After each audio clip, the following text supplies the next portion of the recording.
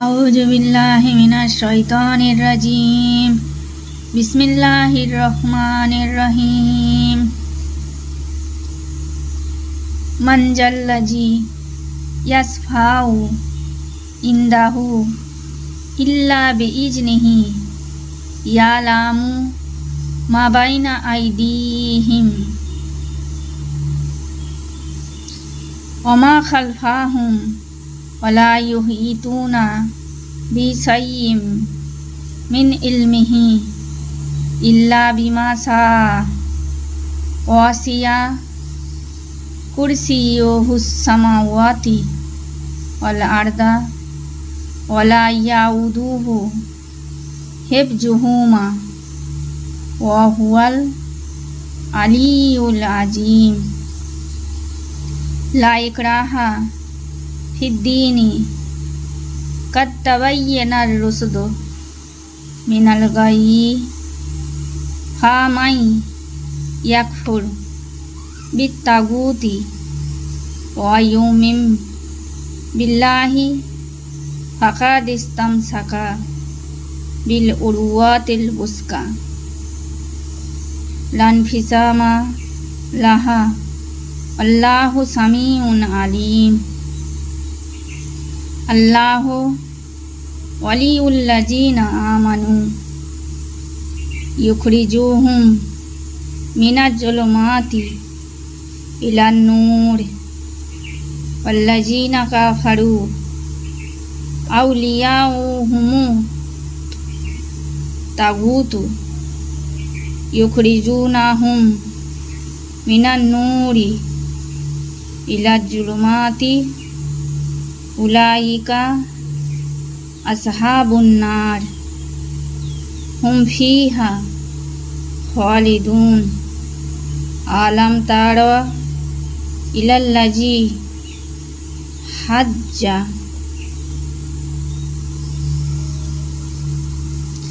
কে আছে যে তার অনুমতি ছাড়া তার কাছে সুপারিশ করবে?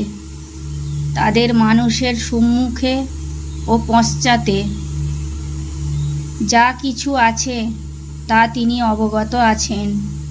যা তিনি ইচ্ছা করেন তাছাড়া তার জ্ঞানের কিছুই আয়ত্ত করতে অক্ষম।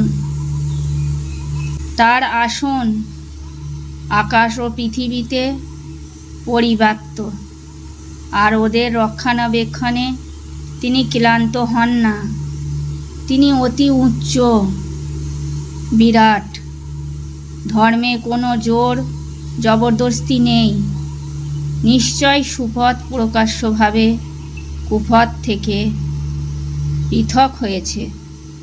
সুতরাং যে তাগুতকে অস্বীকার করবে ও আল্লাহকে বিশ্বাস করবে সে এমন এক শক্ত হাতল ধরবে যা কখনো ভাঙবে না।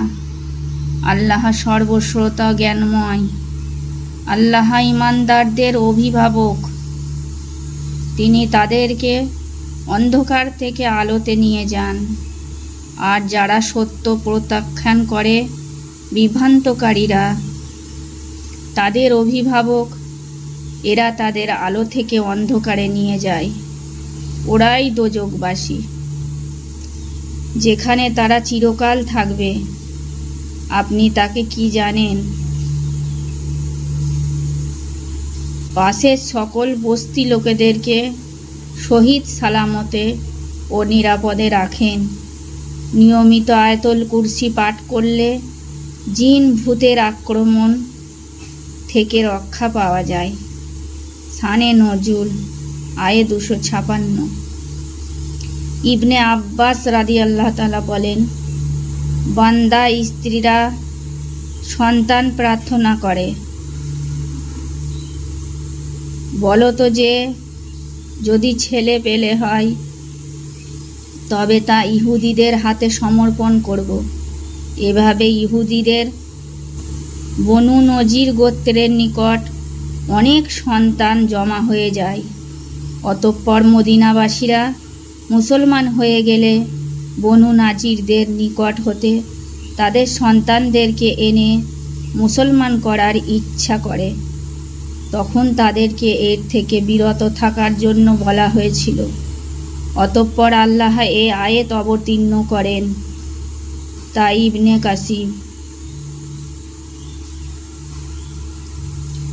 ইব্রাহিমা ফি রাব্বিহি আন আতাহুল্লাহুল মুলকা ইজ ক্বালা ইব্রাহিমু রাব্বি আল্লাজি ইউহয়ি ওয়া ইউমীতু ক্বালা আনা উহয়ি ওয়া উমীতু ক্বালা ইব্রাহিমু ফাইন্নাল্লাহা ইয়াতি বিশামসি মিনাল মাশরিকি ফাতি বিহা মিনাল মাগরিবি ফাবুহিতাল্লাজি কাফারা আল্লাহু লা ইয়াহদিল কওমাজ জালিমিন আও কাল্লাজি মাররা আলা কারিয়াতিন ওয়া হিয়া খাবিয়াতুন আলা উরুসিহা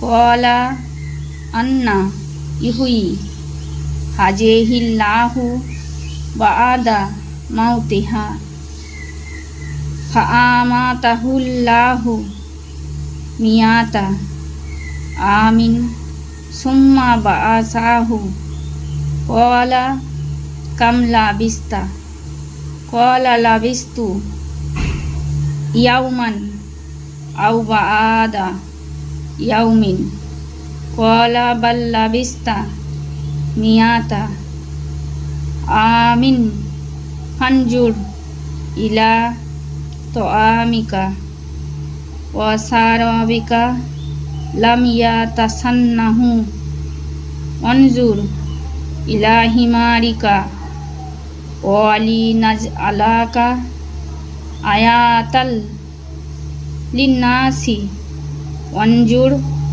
ইলাল ইজামি কাইফা নুনসিজুহা সুম্মা নাকসুহা লাহমান। যে ইব্রাহিমের সাথে তার রব সম্বন্ধে বিতর্কে লিপ্ত হয়েছিল, যেহেতু আল্লাহ তাকে রাজত্ব দিয়েছিলেন, যখন ইব্রাহিম বললেন, তিনি আমার রব, যিনি জীবন দেন ও মৃত্যু ঘটান, সে বলল, আমিও তো জীবন দিই ও মৃত্যু ঘটাই। ইব্রাহিম বললেন, আল্লাহ সূর্যকে পূর্ব দিক থেকে উদয় করান, তুমি তাকে পশ্চিম দিক থেকে উদয় করাও। তখন সে নমরুদ হতবুদ্ধি হয়ে গেল। আল্লাহ জালেমদেরকে সুপথ দেখান না। সে ব্যক্তির কথা স্মরণ করো, যে এমন এক নগরে উপনীত হয়েছিল যা ধ্বংসস্তূপে পরিণত হয়েছিল। সে বলল, মৃত্যুর পর আল্লাহ কিভাবে জীবিত করবেন? তখন আল্লাহ তাকে 100 বছর মৃত্যু অবস্থায় রাখলেন, তারপর তাকে পূর্ণ জীবিত করলেন। আল্লাহ বললেন, তুমি মৃত্যু অবস্থায় কতক্ষণ ছিলে? সে বলল, 1 দিন বা তার চেয়েও কিছু কম। আল্লাহ বললেন, 100 বছর ছিলে।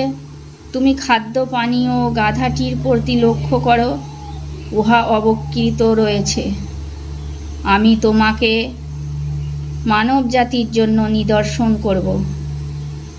অস্থিগুলির প্রতি লক্ষ্য করো, সেগুলিকে আমি কিভাবে সংযতিত করি। টিকা আয়ে 259।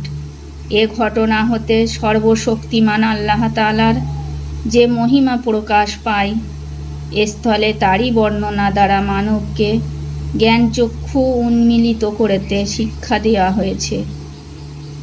ভাষ্যকার গণের একটি বর্ণনা এই যে, বখত নসর বাদশাহ বাইতুল মুকাদ্দাসে আগুন লাগিয়ে দিয়ে সমস্ত শহরটাকে ভস্মীভূত করে দেয় এবং শহরবাসী বনি ইসরাইলদেরকে গ্রেপ্তার করে নিয়ে যায়। বাইতুল মুকাদ্দাসের ওই বিরান অবস্থায় হজরত ওজায়েব নবী আল্লাহ সাল্লাম বাইতুল মুকাদ্দাসে গমন করেন এবং উক্ত মন্তব্য করেন। তখন আল্লাহ বাইতুল মুকাদ্দাসে তার মৃত্যু ঘটিয়ে 100 বছর পরে পুনর্জীবিত করেন। তখন তিনি দেখতে পান বাইতুল মুকাদ্দাসে ভরা লোক বস্তি।